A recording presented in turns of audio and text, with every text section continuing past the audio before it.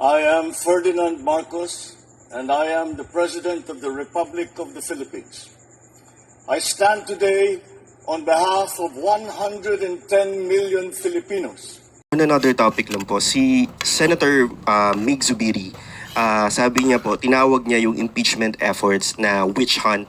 Ang sabi niya po kasi it is aimed at removing Vice President Duterte from the 2028 race dahil po yung survey lead. Ang sabi pa nga po niya ay they want to remove her from public service para yung iba makaupo, mawawala ng kandidato na kalaban pagdating sa halalan ng 2028. At natanong rin po ito kay Vice President Duterte sa The Hague. Ito lang po kasi nandun po siya at nag-agree nga po siya na ito ay isang witch hunt. Ano pong reaksyon ng Palace?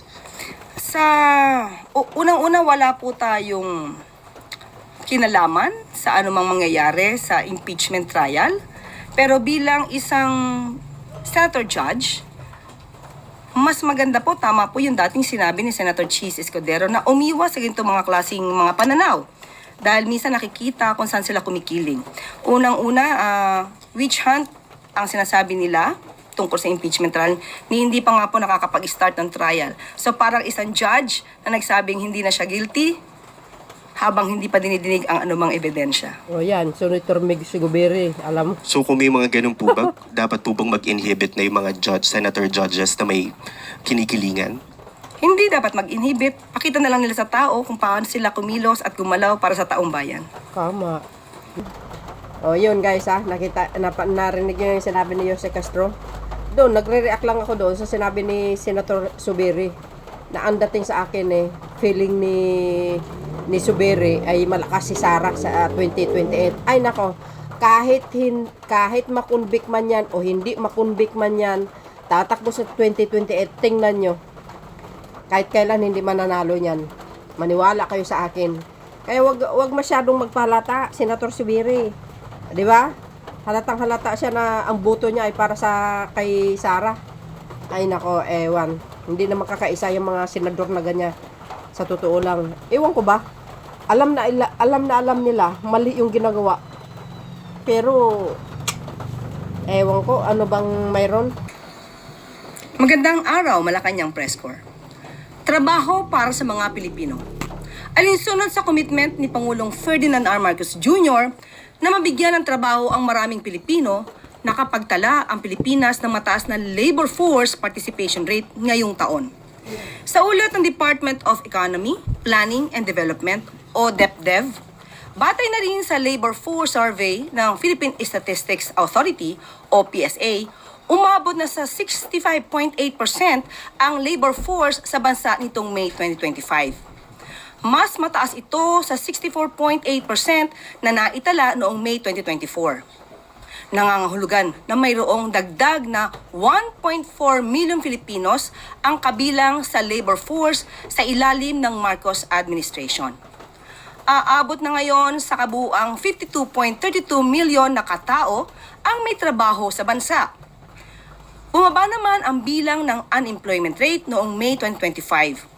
3.9% mula sa 4.1% noong May 2024. Layo ng Marcos administration na pataasin pa ang bilang ng mga Pilipino na magbigyan ng trabaho sa ilalim ng bagong Pilipinas.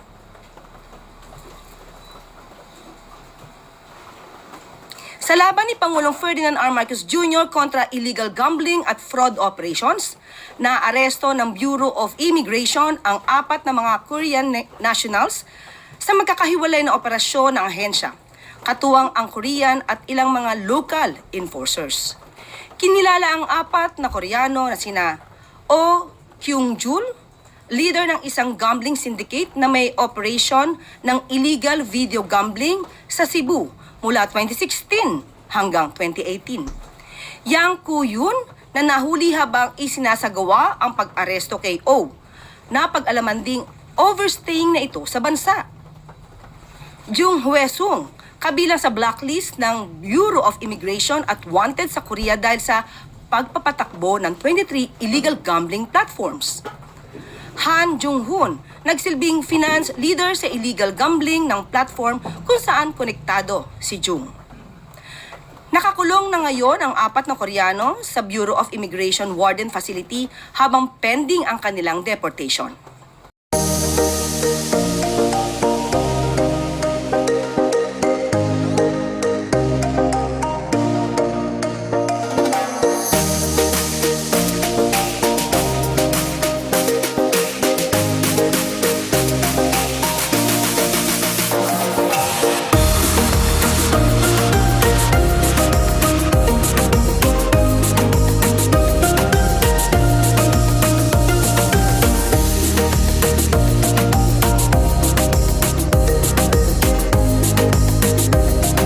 Chloe Hofana, Business World.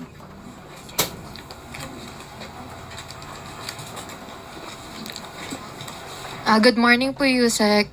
Has the Philippine government received any official communication from the U.S. about changes in tariff rates for its products? And where are we with negotiations as the deadline for trade deals is set to end tomorrow while tariffs are set to take effect in August 1? Natanong po natin mismo sa Secretary Frederick Go at sa kasalukuyan po ay wala pa po patungkol po sa tariff at patuloy pa rin po ang pakikipagnegosasyon. Can we say po na we are at a good place po on the trade deal negotiations?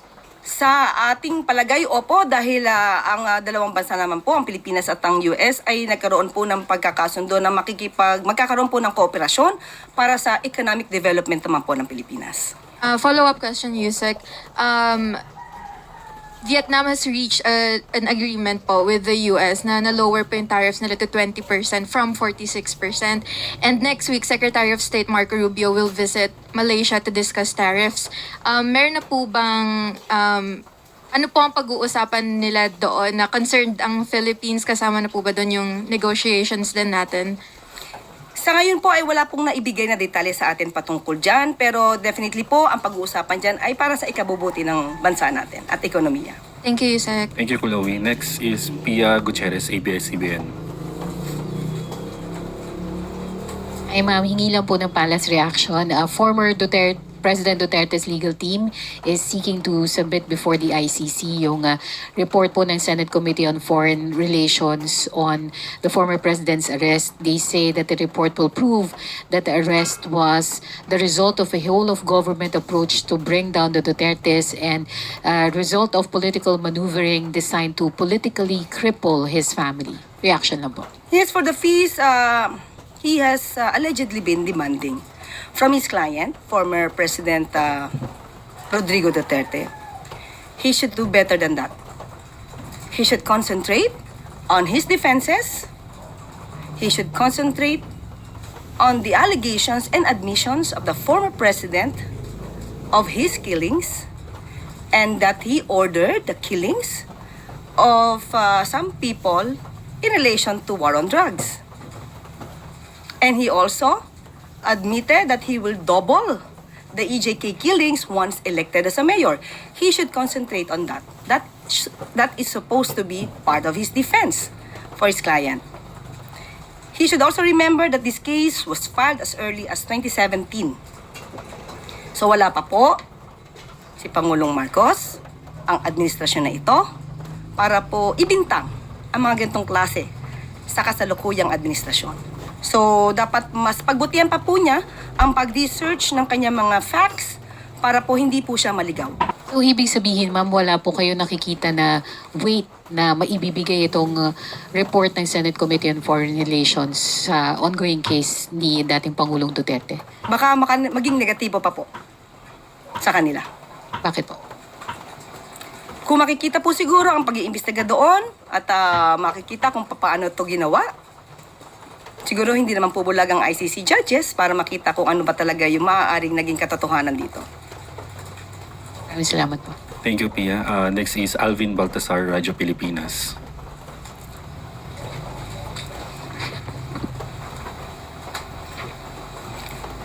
Yusek, good morning po. Yusek, kamusta na po yung preparations na ginagawa ng Pangulo para sa kanyang fourth SONA? Opo, ang sabi po sa akin hanggang ngayon pa ay nagpe-prepare pa rin po at kailangan po na maging mas maganda ang pag-uulat sa taong bayan patungkol sa kanyang mga naging proyekto at mga achievements. So, Yusek, and accomplishments. can you provide us at least parang sneak preview nung asahan natin sa July 28? Sa ngayon, wala pa po ako mabibigay na detalye. Baka po sa susunod na mga linggo, makapagbigay na po ako. One last lang on my part, Yusek. Reaction po ng Palace doon sa designated survivor proposed bill ni Senator Lacson? Siguro buuin po muna nila para po magkaroon ng tamang reaksyon ang Pangulo at ang administrasyon dahil kung wala pa pong nakalagay kung anumang provisions, mahirap pong sumang-ayon at humindi. Salamat po, Yusek. Thank you, Alvin. Ann Soberano, Bombo Radio. Yusek, good morning. Tanong ko lang po kung may napipisil na po ba o napupusuan si Pangulong Ferdinand Marcos Jr. na maging susunod na ombudsman kapalit ni Ombudsman Martires? At ano po ba yung mga requirements o quality na nais ng Pangulo para sa isang ombudsman? Yan po ay nasagutan natin noon pero sa kasalukuyan ay wala pa pong natatanggap na shortlist ang Pangulo. At katulad ng ating sinabi, dapat po isang matino, matapang, fair. Yun po ang mga pangunahin. Ilan lamang sa mga pangunahin na dapat na magiging isang katangian ng isang public servant. Hindi lang ng ombudsman, lahat ng public servant. Thank you, Ann. Maricel Halili, TV5. Magandang umaga po, Yusek. Ma'am, si Mrs. Zimmerman mentioned na butot balat na daw si former President Rodrigo Duterte. Do you think this is a cause of concern considering that the investigation about the alleged human rights violations still ongoing? Sa napanood po natin na pagsasalita ni Ma'am Elizabeth Zimmerman, sinabi niya na pumayat, yes, pero mukhang healthy, ayon sa kanya. At he's okay. Ang sabi pa nga daw ng dating Pangulo ay, you go home. I'm fine. I'm okay. So, at hindi na daw siya nag-take ng medicine. No? Parang maintenance. So, it's good for him. According to Ma'am Elizabeth Zimmerman. At yun din naman ang ibinalita ni VP Sara ng Vice Presidente. Kanina yatang umaga. So, saka mas maganda po talaga na natitignan naman po ang kanyang kalusugan doon mismo sa Dahig. So, hindi naman po pababayaan ang Pangulo, ang dating Pangulo doon. So you don't see this as a cause of concern given the situation? Sa ngayon po, dahil mismo ang pamilya niya nagsabi na okay po ang Pangulo, ang kailangan na lang po siguro niya ay exercise. Tama. Thank you, Maricel. Next is Tristan Nodalo, News Watch Plus. Hi, Yusek. Good morning po.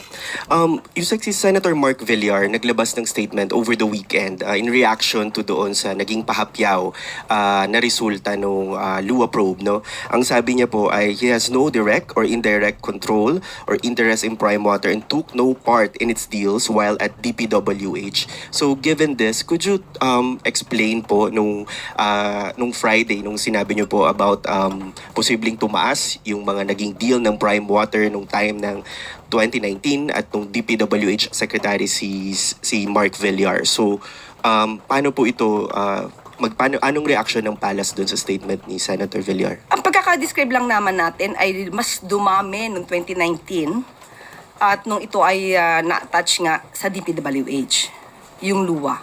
Okay? Ang LUA kasi ay attached agency dati ng DPWH. At hindi tayo nagbibigay ng insinuation na dahil kay Secretary at the time, Mark Villar. Pero nagkataon kasi siya yung namumuno sa DPWH. At sa aking pagkakabasa, wala siyang naging partisipasyon patungkol dito sa mga transaksyon. Mas maganda nga po sana kung siya nagkaroon ng mas malalimang pagpaparticipate. Dahil baka mas naiwasan pa yung problema ng Prime Water. Yun lang. Good morning, ma'am. Ma'am, doon sa sinabi ni Senador Subiri na ang Pilipinas ay valedictorian na sa online gambling. Ano po ang reaksyon ng palasyo dito at ano ang magagawa ng ehekutibo habang nag-aantay tayo ng batas para mapatigil ang mga ito? Katulad po na sinabi natin kahapon na meron nga pong proposal ang DOF patungkol po sa pagpatataas ng tax at yan po ay aaralin at sabi nga po natin din kahapon ang Pangulo po ay nakikisimpatya sa mga pamilya na nabibiktima ng ganitong klaseng gambling dahil po yung ibang kanilang mga kasama sa bahay ay nagiging gumon sa pagsusugal. So yan po ay tinitingnan din po ng Pangulo para po mas maganda po ang maging polisiya pagdating po sa online gambling. Follow-up, ma'am. May magagawa po ba ang ehekutibo, especially yung mga agencies na involved dito, kung pwedeng ma-regulate yung mga social media influencers na nagpa-promote ng online gambling? Pag-aaralan po yan dahil baka sabihin naman nila, nako, ang freedom of expression na naman ang ang sinasawata natin dyan. So pag-aaralan po lahat yan at mabigyan ng tamang direksyon at judgment on that matter. Thank you, ma'am. Thank you po. Yusek Claire. Okay, meron lang po tayo, katulad ng ating pinangako, nakuha na po natin ang tugon ni Secretary of Foreign Affairs, Maria Teresa P. Lazaro, patungkol po doon sa issue ng pagban ng China kay Senator Francis Tolentino. So ito po ang kanyang mensahe. The Department of Foreign Affairs summoned the Chinese ambassador to convey the Philippines' concern over China's imposition of sanctions against former Senator Francis N. Tolentino. The DFA conveyed to the Chinese side that while the imposition of such sanctions falls within China's legal prerogative, the imposition of punitive measures against democratically elected officials for their official acts is inconsistent with the norms of mutual respect and dialogue that underpin relations between two equal sovereign states.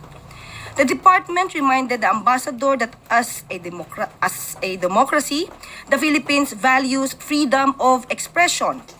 In the Philippines, adherence to the constitutional separation of powers among the three branches of the government, it is the mandate of senators and other elected officials to inquire on matters of national and public interests. The department remains committed to addressing differences through diplomacy and dialogue, and looks forward to continued constructive engagement with China to promote mutual understanding. Thank you. At isa pa po, pinapahatid din po ng PIDEA, yung binalita po natin na 4,027 na barangay na na-clear mula July 1, 2022 to May 31 to 2025 ay galing mismo po sa PIDEA. At kung meron po kayong mga nais pa na kompletohin sa inyong kwento, huwag munang ibalita hanggat hindi po nyo na i-clear ang ibang data sa PIDEA. Katulad ng ating sinabi kahapon, yung ibang mga detalye sa PIDEA nyo na po kunin dahil ito po ay isang press briefing lamang po. Ang detalye ay nasa kanya-kanyang mga ahensya. Maraming salamat. Sa kabilang dako, bilang pagtupad sa pangako ng pamahalaan na siguruhing bawat probinsya ay may access sa reliable medical transport, pangungunahan ni Pangulong Marcos Jr. ang distribution ng patient transport vehicles sa iba't ibang probinsya ngayong linggo kasama ang Philippine Charity Sweepstakes Office.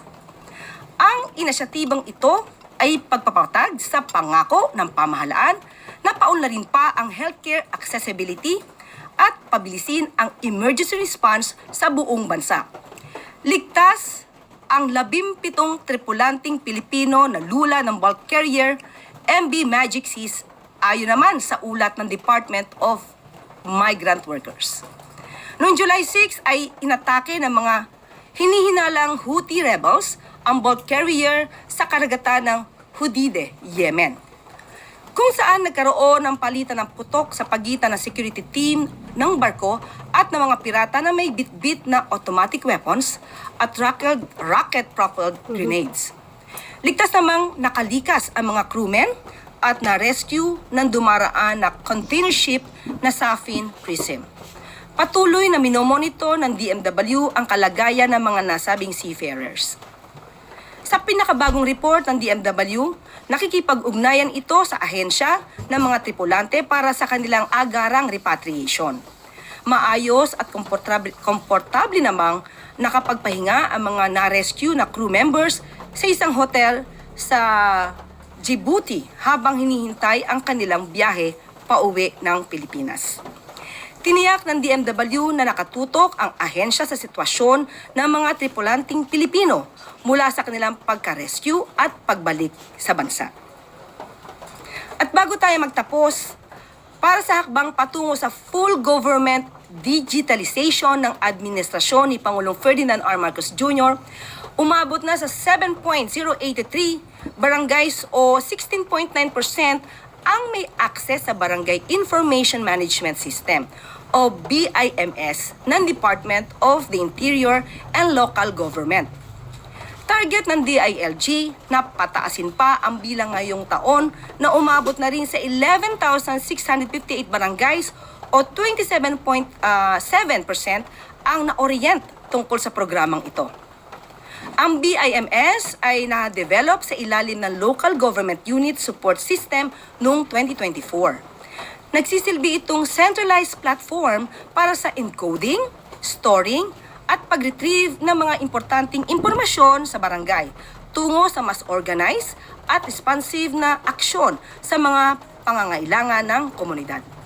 Layunin ng DILG na magkaroon ng mas mabilis, mas efficient at data-driven na barangay governance sa buong bansa sa ilalim ng BIMS program ng ahensya.